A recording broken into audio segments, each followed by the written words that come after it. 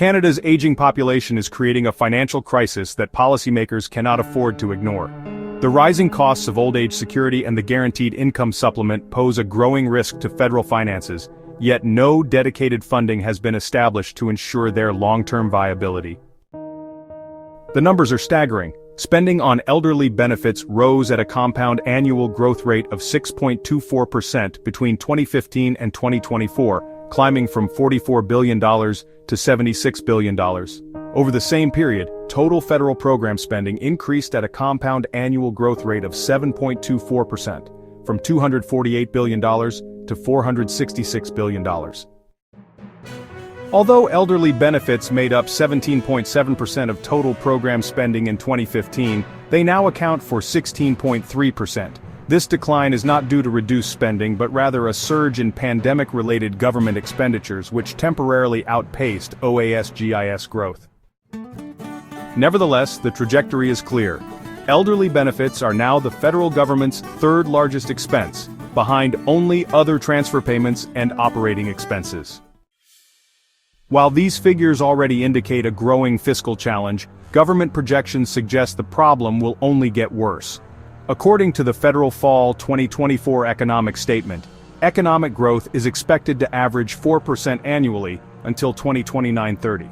Yet OAS-GIS costs are projected to grow at a compound annual growth rate of 6.5%, outpacing both GDP growth and other program spending.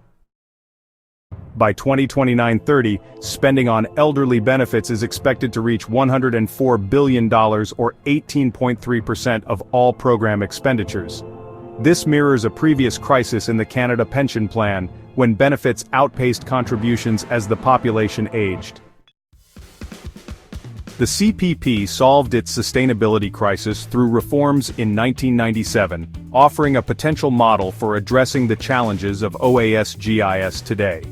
The federal government overhauled the CPP by creating the Canada Pension Plan Investment Board, which now manages $570 billion in assets. Previously, CPP benefits were paid through general government revenues instead of having dedicated investments. The solution that came about involved increasing contribution rates and setting up an independent investment board to manage the fund in a sustainable manner. These changes really did secure the CPP's future. However, OAS-GIS is still entirely dependent on government revenue, without any financial backing of its own. This situation makes it even more susceptible to the impacts of economic downturns and demographic shifts. Policymakers really need to take decisive action to ensure its future. One potential option is to tighten eligibility criteria to help curb uncontrolled spending. Additionally, cost of living adjustments should be limited to official inflation measures, which would ensure sustainability without placing an unfair burden on low-income seniors. The federal government must acknowledge the problem before it becomes unmanageable. The next finance minister should seek input from actuaries, investment professionals, economists, and the public to explore feasible long-term solutions.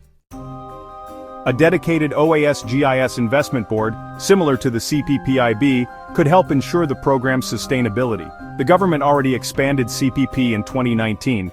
There is precedent for such an approach.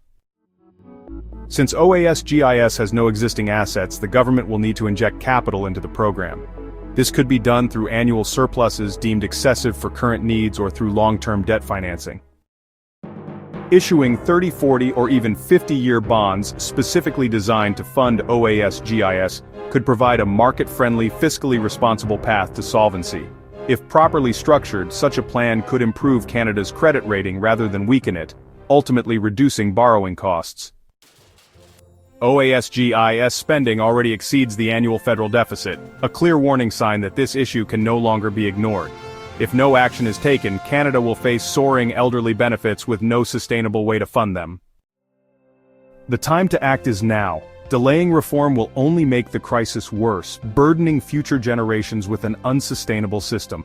Policymakers have a choice: build a sustainable future for OAS-GIS, or allow it to become a fiscal disaster.